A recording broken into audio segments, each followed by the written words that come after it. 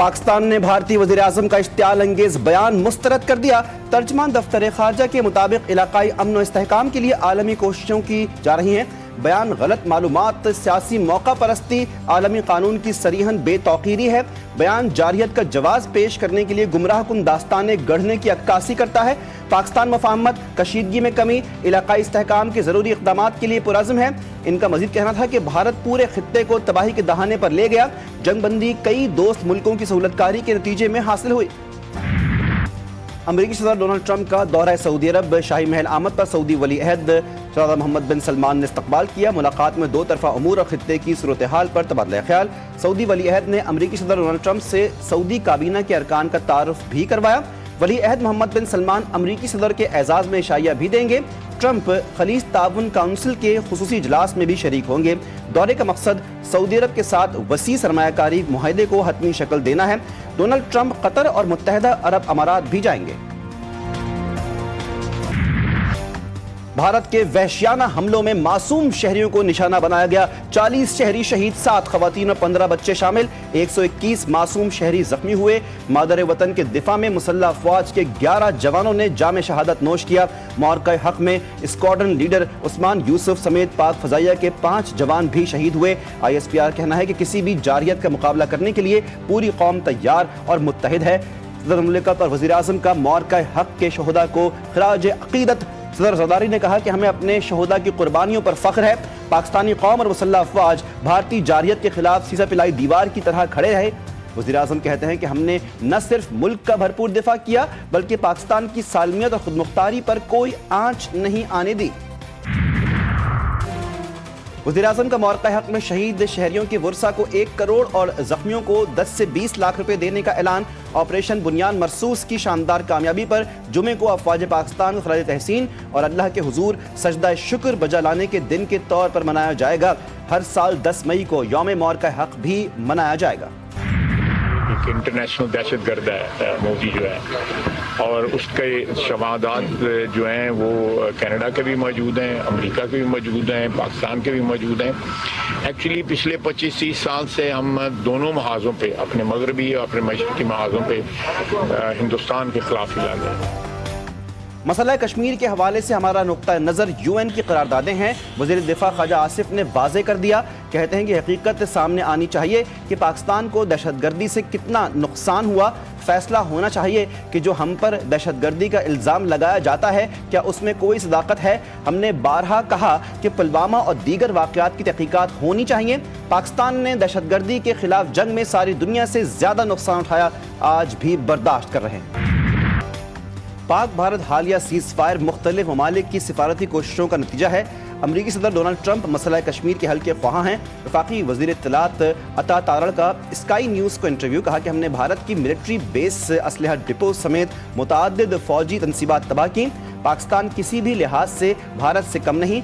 भारत पानी रोक सकता है, ना इसमें सलाहियत है। 7 लाख भारतीय फ़ौज की मौजूदगी में पहलगाम वाक़या होना सिक्योरिटी नाकामी है। जौहरी ऑप्शन कभी मेज़ पर नहीं था।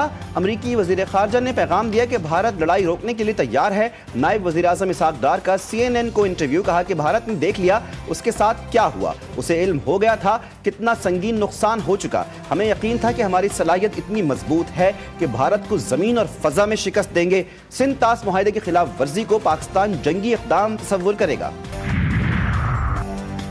पाकिस्तान ने मुसल्लत की गई जंग चंद घंटों में जीती। भारतीय जारियत पर कौम ने मिसाली इत्तेहाद का मुजाहरा किया। पाक फौज ने दुश्मन के अज़ाइम खाक में मिलाए। PP रहनुमा शरीर रहमान की दीगर रहनुमाओं के हमरा प्रेस कॉन्फ्रेंस। नैयर हुसैन बुखारी ने कहा पाकिस्तान खित्ते में अमन का ख्वाहिशमंद है। मसला कश्मीर आलमी सतह पर एक बार फिर उजागर हुआ। मसला कश्मीर को भारत हमेशा नजरअंदाज करता रहा।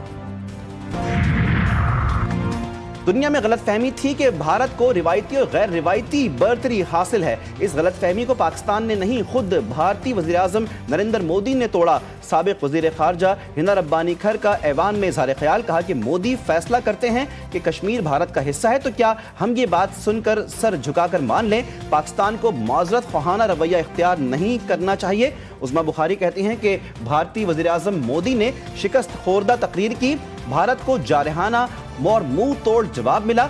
भारत ने मासूम पाकिस्तानियों को निशाना बनाया।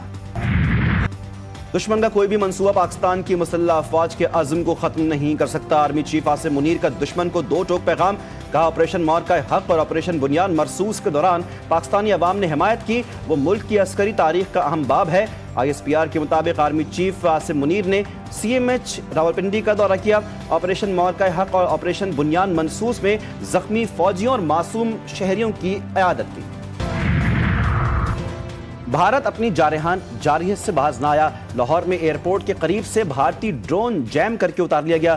سیکیورٹی ذرائع کے مطابق ڈرون گرنے سے کسی قسم کا نقصان نہیں ہوا، ڈرون کو سیکیورٹی اداروں نے تحویل میں لیا۔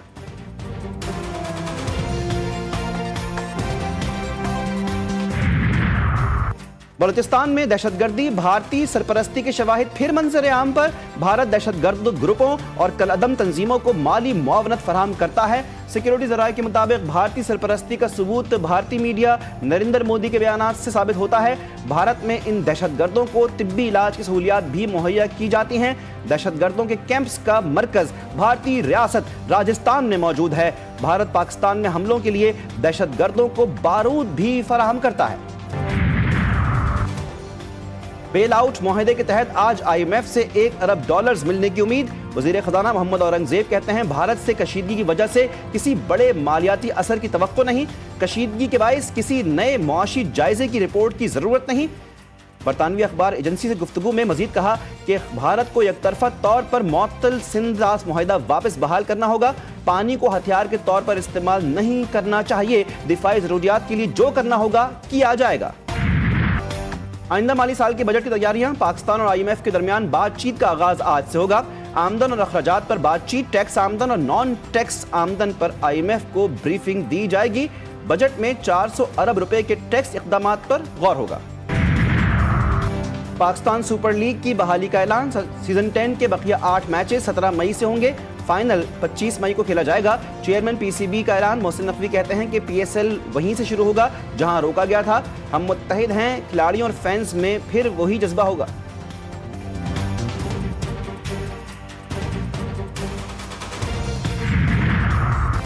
مائک ہیسن قومی وائٹ بال کرکٹ ٹیم کے ہیڈ کوچ مقرر، 26 مئی سے ذمہ داریاں سنبھالیں گے۔ پاکستان کرکٹ بورڈ سے مینٹورز کو فارغ کرنے کا فیصلہ، چیئرمین PCB کی زیر سربراہی اہم اجلاس میں مینٹورز کی کارکردگی کا جائزہ لیا گیا۔ مصباح الحق اور سرفراز احمد کو PCB میں اہم ذمہ داریاں دیے جانے کا امکان۔ پاکستان سے جنگ میں بدترین شکست، بھارتی فضائیہ کے سربراہ کو غیر معمولی طور پر عہدے سے برطرف کر دیا گیا۔ مودی سرکار نے بھارتی فضائیہ کے سکھ سربراہ کی وفاداریوں پر سوال اٹھا دیا۔ بھارتی وزیر اعظم نریندر مودی کی وزیر خارجہ، وزیر دفاع اور فوجی قیادت کے ساتھ اہم ترین بیٹھک۔ اجلاس میں ایئر فورس چیف امر پریت سنگھ پر پاکستان کے خلاف حالیہ آپریشنز کے دوران بھارتی ایئر فورس کی کارکردگی کو نقصان پہنچانے کا الزام عائد کیا گیا۔ گزشتہ 72 گھنٹوں میں جو ان کو مار پڑی ہے، تو میں یہ سمجھتا ہوں کہ اب تو خاصا عرصہ وہ اس ڈاکٹرائن کو اسٹڈی کریں گے کہ آئندہ پاکستان کے ساتھ یا LOC پہ کوئی چھیڑخانی کرنے سے پہلے 1000 مرتبہ نریندر مودی آنے والی نسلوں کو بھی یہ بتا کے جائے گا۔ بھارتی فوج نے بھمبر کے سرحدی علاقوں پر معصوم شہریوں اور املاک کو نشانہ بنایا۔ بھمبر کے شہری بھی پاک فوج کے ساتھ مل کر دشمن کے سامنے سیسا پلائی دیوار بنے رہے۔ وزیر اعظم آزاد کشمیر چودھری انوار الحق کا بھمبر کے سرحدی علاقوں کا دورہ، شہداء کے لواحقین سے تعزیت اور زخمیوں کی عیادت کی۔ GTV نیوز سے گفتگو میں وزیر اعظم آزاد کشمیر نے کہا پاک فوج نے دشمن کو ایسا سبق سکھایا کہ وہ کبھی نہیں بھولیں گے۔ آپریشن بنیان مرصوص کی شاندار کامیابی، مسلح افواج کی یادگار فتح، پاک بحریہ نے مسلح افواج کے لیے نیا ترانہ اے وطن جاری کر دیا۔ ترانے میں پاک فوج کی دفاعی طاقت اور قربانیوں کو سراہا گیا۔ مورکہ حق، اسلام آباد پولیس کی جانب سے پاک فوج کی تاریخی فتح پر ریلی کا انعقاد، سرکاری عہدیداران کی جانب سے قوم کو 10 مئی کی تاریخی فتح کی مبارکباد۔ IG اسلام آباد نے کہا مسلح افواج نے سیسا پلائی دیوار بن کر دشمن کا مقابلہ کیا جو قابل ستائش ہے، یہ پوری مسلم امہ، پاکستان اور مسلح افواج کی جیت ہے۔ مظفر آباد میں آزاد کشمیر اسمبلی کے اسپیکر چودھری لطیف اکبر کی قیادت میں بھارت کے خلاف پاکستان کی تاریخی فتح پر اظہار تشکر اور پاکستان زندہ باد ریلی، وزراء، سیاسی رہنماؤں سمیت شہریوں کی بڑی تعداد کی شرکت۔ پاک فوج زندہ باد، پاکستان زندہ باد کے نعروں سے شہر گونج گیا۔ اسپیکر چودھری لطیف اکبر کہتے ہیں مودی کے ظلم و جبر کا دور ختم ہو گیا۔ آپریشن بنیاد مرصوص کی کامیابی، عمرکوٹ کی ہندو برادری نے بھی یوم تشکر منایا۔ مندروں میں ملک کی سلامتی کے لیے خصوصی پوجا کی گئی اور کیک کاٹا گیا۔ آپریشن بنیاد مرصوص کی کامیابی، دشمن کی آنکھوں میں آنکھیں ڈال کر وطن عزیز کی دفاع کے لیے ڈٹ جانے والے جوانوں، مسلح افواج کو خراج تحسین پیش کرنے کے لیے اپنا شکریہ اور دعاؤں بھرا پیغام ہمیں بھیجیں۔ ہمارا نمبر آپ کی اسکرین پر۔ کاروباری ہفتے کے دوسرے روز پاکستان اسٹاک ایکسچینج میں تیزی، 1,18,000 کی نفسیاتی حد بحال، 100 انڈیکس میں 1,278 پوائنٹس کا اضافہ۔ کاروبار کے اختتام پر 100 انڈیکس 1,18,575 پوائنٹس کی سطح پر بند ہوا۔ آن لائن کاروبار کرنے والوں پر ٹیکسوں کی بھرمار، ایف بی آر نے فائنانس بل کا مسودہ تیار کر لیا۔ آن لائن کاروبار پر مزید ٹیکس لگانے کی تجویز تیار، پینشنرز کے لیے 5% انکم ٹیکس لگانے اور ریل اسٹیٹ پر ٹیکس کم کرنے کی تجویز۔ صنعتی شعبے کو ریلیف دینے کا فیصلہ، متوسط تنخواہ دار طبقے کو ماہانہ ٹرانزیکشنز پر ریلیف دیا جائے گا۔ تحریک انصاف کے رہنما جنید اکبر نے پبلک اکاؤنٹس کمیٹی کے چیئرمین شپ سے استعفیٰ دے دیا۔ جنید اکبر نے استعفیٰ P T I chairman barrister Gohar کے حوالے کر دیا۔ یہ عہدہ پارٹی کی امانت تھا، قیادت کی ہدایت پر استعفیٰ جمع کروایا۔ 9 مئی کے مختلف مقدمات میں پی ٹی آئی کے رہنماؤں عمر ایوب، اعظم سواتی، فواد چودھری اور اسد عمر کی عبوری ضمانتوں میں 16 جون تک توسیع۔ اسلام آباد ہائی کورٹ سے علیمہ خان کو بڑا ریلیف، علیمہ خان کا نام سفری پابندیوں سے ہٹانے کا حکم۔ اسلام آباد ہائی کورٹ نے رؤوف حسن کا نام بھی پی سی ایل سے نکالنے کا حکم دے دیا۔ رؤوف حسن کا نام پاسپورٹ کنٹرول لسٹ میں شامل کرنے کا حکم غیر قانونی اور بدنیتی پر مبنی ہے۔